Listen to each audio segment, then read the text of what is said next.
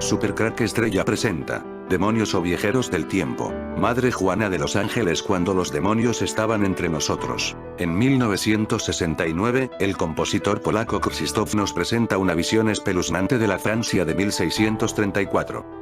En Los Diablos de Loudun tenemos, en realidad, un nuevo concepto de la ópera. La fuente es Los Diablos de Aldous Huxley, tema que también se aprovechó en la soberbia película Madre Juana de los Ángeles. No puede uno dejar de pensar que Penderecki recibió tal impresión ante esta joya cinematográfica que decidió ponerle música. El tema religioso ha sido siempre uno de sus favoritos. En Loudun, Francia, Madre Juana de los Ángeles desea fervientemente al sacerdote Grandier, un hombre de mundo que ha tenido muchos deslices con las mujeres del pueblo. Como no logra sus propósitos, la monja jorobada acusa a Grandier de brujería. Después de un infamante juicio, y la dolorosa tortura que significa la extracción de las uñas, se le condena a morir en la hoguera. Cuando la obra se estrenó en Stuttgart, causó sensación por el realismo de la dirección y las escenas impresionantes, tal como la de las desnudas monjas, que se paseaban poseídas por el demonio. Aunque se trata más bien de teatro con música, Los Diablos de Loudun es más que una obra meramente sensacionalista. Los efectos orquestales muestran la enorme efectividad de un talento artístico que busca crear estados de ánimo a través de recursos nunca antes utilizados en la música. La música clásica hace que los reptilianos con forma de humanos tomen su forma reptil. A estos demonios este tipo de música hace que se levante el velo holográfico y se muestren realmente como son demonios de material líquido reptil. ¿Y qué interés tienen estos reptilianos en nosotros? Unos dicen que porque se alimentan de nuestra sangre, de ahí las abducciones, mientras que otros apuntan que su dieta son nuestras emociones, y por eso manipulan los sucesos para generar mal rollo. De ahí los atentados del 11 de septiembre, la crisis financiera, la guerra de Irak. Vamos, que van a engordar y tendrán que empezar a hacer running. Por esta razón la música clásica rompe su baja vibración en nuestra dimensión, dejando de mostrar su forma humana y tomando su forma reptil. Según esta teoría o una de ellas, porque ya hemos dicho que encontrarle un sentido a toda esta película es todavía más difícil, que ha perdido el epicentro de toda esta conspiración es una base subterránea situada en la localidad de Dulce, al norte de Nuevo México y cerca de la frontera de Colorado. Allí existe una instalación de al menos 8 niveles en la que miles de humanos colaboracionistas trabajan codo con los grises, la casta obrera de los reptilianos, donde se desarrollan experimentos genéticos, se investigaban los viajes astrales, control mental, manipulación de la materia y cualquier cosa que alguien se pueda imaginar. Y, como en toda buena peli, tiene que haber guantazos entre los aliados. Como Capitán América y Iron Man. En este caso la batalla comenzó en el nivel 3, después de que durante meses varios técnicos saboteasen los experimentos usando música clásica. La tensión y la paranoia estaba por las nubes, y tras un malentendido por un experimento la cosa escaló en una batalla campal entre una facción de humanos y los extraterrestres por el control de la base. Los extraterrestres usaron armas láser contra el personal militar americano, 68 murieron, 19 fueron evaporados y 12 lograron escapar y permanecen escondidos. A día de hoy muchos de estos son vistos por México y en el famoso muro. Pero estos demonios que hoy en día se esconden en bases secretas como la de Dulce, en el año 1634, estaban sueltos por el mundo creando un gran caos que poco a poco con los siglos se fue corrigiendo, encerrando a estos demonios en bases y controlando sus instintos para el uso de las élites que controlan en el mundo. Los demonios de Loudun. En 1634, las monjas del convento de Loudun, Francia, presentaron síntomas de posesión demoníaca. Se contorsionaban, hablaban en latín. En 1634, las monjas del convento de Loudun, Francia, presentaron síntomas de posesión demoníaca. Se contorsionaban, hablaban en latín, hacían insinuaciones sexuales y se desvestían frente a quien estuviera presente. Llegaron muchos sacerdotes al lugar y pasaron meses realizando exorcismos públicos. Al paso del tiempo, y tras sucesivas investigaciones, se supo que las posesiones eran fingidas, o por lo menos eso nos quieren hacer creer la élite. Madre Juana de los Ángeles. A una apartada localidad llega el sacerdote Surin con el objetivo de exorcizar a las monjas del convento vecino, supuestamente poseídas por distintos demonios y encabezadas por su superiora, conocida como Madre Juana de los Ángeles. Película inspirada en el famoso caso de posesión demoníaca colectiva que se dio en la localidad de Loudun, Francia, en 1631, y que afectó a un grupo de monjas ursulinas. En realidad, Tadeusz Konuiki y el propio Kowalewicz tomaron como punto de partida una obra de Jaroslav Stanisław Iwaszkiewicz, que hacía referencia a tales acontecimientos, para crear un excelente guión que ataca, sin tapujos, cualquier tipo de fanatismo religioso.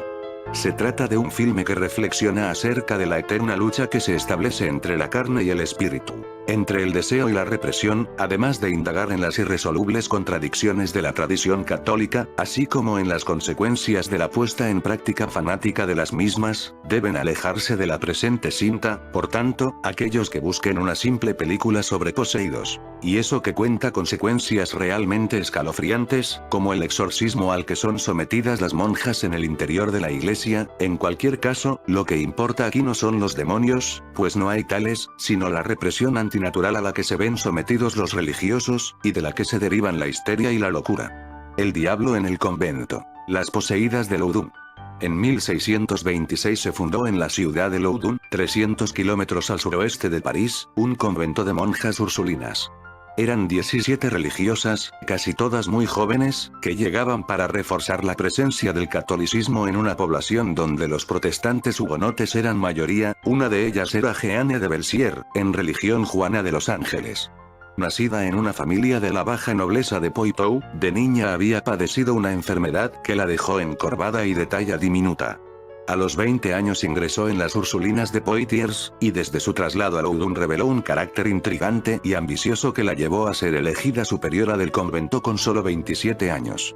En Loudun, el destino de Juana de los Ángeles se cruzó con el de Urbain Grandier, cura de una de las principales parroquias de la ciudad, a donde había llegado en 1617, cuando tenía 27 años. Elegante, culto, atractivo y dotado de una capacidad oratoria poco común, adquirió pronto una gran popularidad, especialmente entre el sexo femenino. Sus sermones dejaban extasiadas a las damas de la ciudad, que competían por atraerlo a sus reuniones sociales o tenerlo como confesor. Grandier, por su parte, no se sentía comprometido por el voto de castidad. Una joven, Madeleine de Brou, se convirtió en su amante, y Grandier la convenció incluso para que se casara con él. En una ceremonia clandestina en la que hizo a la vez el papel de sacerdote y de novio, sedujo también a la hija del fiscal local, Philippa Trincant. Cuando la dejó embarazada, el padre arregló un matrimonio de conveniencia, pero juró vengarse del párroco. Él y otros personajes de la ciudad que también tenían inquina al atildado cura lo acusaron ante la justicia episcopal por su conducta inmoral. Grandier fue arrestado y juzgado, pero contaba con apoyos influyentes y, tras ser absuelto, volvió triunfalmente a Loudun. En el convento de Ursulinas, Juana se obsesionó también con Grandier. Para atraerlo le propuso que se convirtiera en su director de conciencia, pero el párroco rechazó la oferta. En su lugar llegó como confesor el canónigo Mignon, precisamente uno de los mayores enemigos de Grandier. Su llegada coincidió con una serie de extraños sucesos en el monasterio. Por la noche, las monjas creían ver fantasmas que entraban por las ventanas o a través de las paredes, y escuchaban ruido de cadenas. Algunas vieron una bola negra que cruzaba el refectorio y un extraño hombre de espaldas. Cada vez más trastornadas, las religiosas eran presa de temblores y rechazaban comulgar. Mignon se dio cuenta de que aquel caso típico de miedo e histeria podía utilizarse para sus designios. Trajo a un cura que certificó que las monjas estaban poseídas por el diablo, por lo que había que practicarles un exorcismo, la ceremonia prevista por la Iglesia Católica para expulsar al demonio de una persona mediante diversos conjuros y ritos. Se celebraron varias sesiones al efecto, al principio en privado y luego ante un público ansioso de sensaciones nuevas. En la capilla del convento, las monjas eran colocadas en camas y, tras los primeros requerimientos del sacerdote, entraban en trance y hacían que el demonio hablara por ellas. Un testimonio recoge cómo Juana comenzó a hacer violentos movimientos y a lanzar unos gritos como los de un cochinillo. Rechinaron sus dientes. El canónigo Mignon le metió el índice y el pulgar en la boca y realizó los exorcismos y conjuros en presencia nuestra. En una sesión Mignon logró expulsar del cuerpo de Juana al demonio Asmodeo, pero la superiora estaba poseída por otros 6, cada uno también con su nombre Zabulón, Isaacarón, Leviatán, Balaam, Behemoth, por lo que las sesiones continuaron. En una de ellas, Juana reveló que fue Urbain Grandier quien había embrujado a las religiosas enviándoles un ramo de rosas en el que se contenía su pacto con el diablo. Los enemigos de Grandier ya tenían lo que buscaban: una acusación de hechicería que podía llevarlo directamente a la hoguera. Cuando supo de las acusaciones, Grandier se quejó al arzobispo de Burdeos, amigo suyo, y este ordenó suspender todos los procedimientos. Pareció que se había salvado, pero entonces llegó a Laudunien de la Ubar-de-Mont, un juez que traía el encargo de Richelieu de arrasar el castillo de la ciudad e imponer la autoridad de la monarquía. Las autoridades locales se resistieron, y Grandier cometió la imprudencia de ponerse de lado de estas y obstaculizar la demolición. Irritado por este comportamiento, Laubardemont recuperó la acusación de brujería, recogió información y acudió a París a informar a Richelieu. El proceso de brujería. El cardenal, enemistado con Grandier por un antiguo incidente, obtuvo del rey Luis XIII la autorización para reabrir el caso. A finales de 1633, Laubardemont volvió a Loudun y ordenó arrestar a Grandier. Al tiempo que se reanudaban los exorcismos a las monjas, todo se dirigía a reunir pruebas de la brujería. Se decía que el contacto con el diablo dejaba marcas especiales en el cuerpo de los hechiceros, en forma de zonas totalmente insensibles al dolor. Juana reveló que Grandier tenía 5 de esas marcas. En la espalda, en las nalgas y en los testículos. Para comprobarlo, se llevó a un cirujano a la cárcel para que localizara esas señales en el párroco mediante un método brutal, clavándole un estilete hasta el mismo hueso en busca de esas supuestas zonas insensibles. Los alaridos de dolor de Grandier llegaban hasta la calle. Finalmente, en julio de 1634, se formó un tribunal compuesto por 12 jueces y presidido por Laubardemont. Llevado a declarar, Grandier negó todas las acusaciones, pero tras solo 3 vistas el tribunal proclamó la sentencia: muerte en la hoguera. El 18 de agosto de 1634, Grandier fue llevado al Palacio de Justicia, donde se le instó a que confesara su culpabilidad. El párroco se negó. Declaró solemnemente que nunca fui hechicero, ni cometí sacrilegio ni conocí otra magia que la de la Biblia, dijo, sabiendo que eso suponía que lo someterían a tortura hasta que confesara, pero ni siquiera los terroríficos tormentos, en los que le hicieron trizas las piernas, lograron doblegarlo. Luego le pusieron una camisa impregnada de azufre y lo llevaron a la plaza del mercado de Loudun, abarrotada de público, atado al poste. Le prometieron estrangularlo primero si confesaba, pero siguió negándose. Fue quemado vivo. Sus últimas palabras fueron: Dios mío, tened piedad de mí. Dios, perdonadlos, Señor, perdonad a mis enemigos. De poseída a santa. En contra de lo que cabría esperar, tras la muerte del supuesto hechicero, las posesiones en el convento de Ursulinas de Loudun continuaron, y con ellas las sesiones de exorcismos, que siguieron atrayendo a numeroso público. Juana de los Ángeles era la gran protagonista. En 1635 aseguró que el demonio Balaam, antes de marcharse derrotado, le dejó escritos de forma indeleble, en su mano izquierda, los nombres de Jesús, María, José y Francisco de Sales. Poco después enfermó de gravedad y se creyó que iba a morir, pero se recuperó milagrosamente gracias, aseguraba, al óleo que San José había derramado sobre ella y que quedó marcado en su camisa. Los estigmas y la camisa le dieron fama en toda Francia, hasta el punto de que emprendió una gira en la que pasó por París y fue recibida por Richelieu y la reina Ana de Austria. En 1642 escribió una autobiografía en la que narraba sus vivencias entre 1633 y 1642.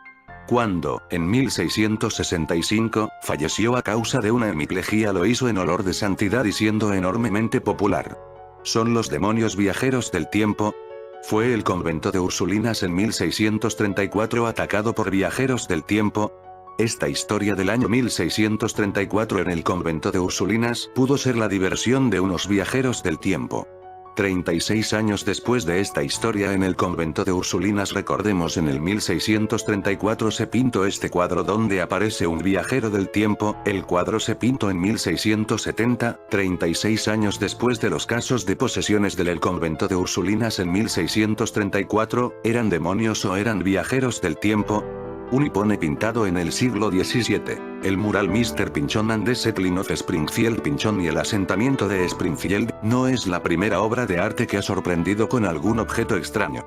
Tim Cook, CEO de Apple, visitó en mayo de 2016 el Rijksmuseum en Ámsterdam acompañado por la ex vicepresidenta de la Comisión Europea, Nelly Cook, y se detuvo unos minutos ante una pintura holandesa del siglo XVII. Al día siguiente, cuando se le preguntó por la fecha de la invención del hipone, bromeó: creía que lo sabía, hasta ayer, anoche, Nelly me llevó a ver algunos Rembrandts, y hubo un cuadro que me dejó sorprendido, había un hipone en una de las pinturas.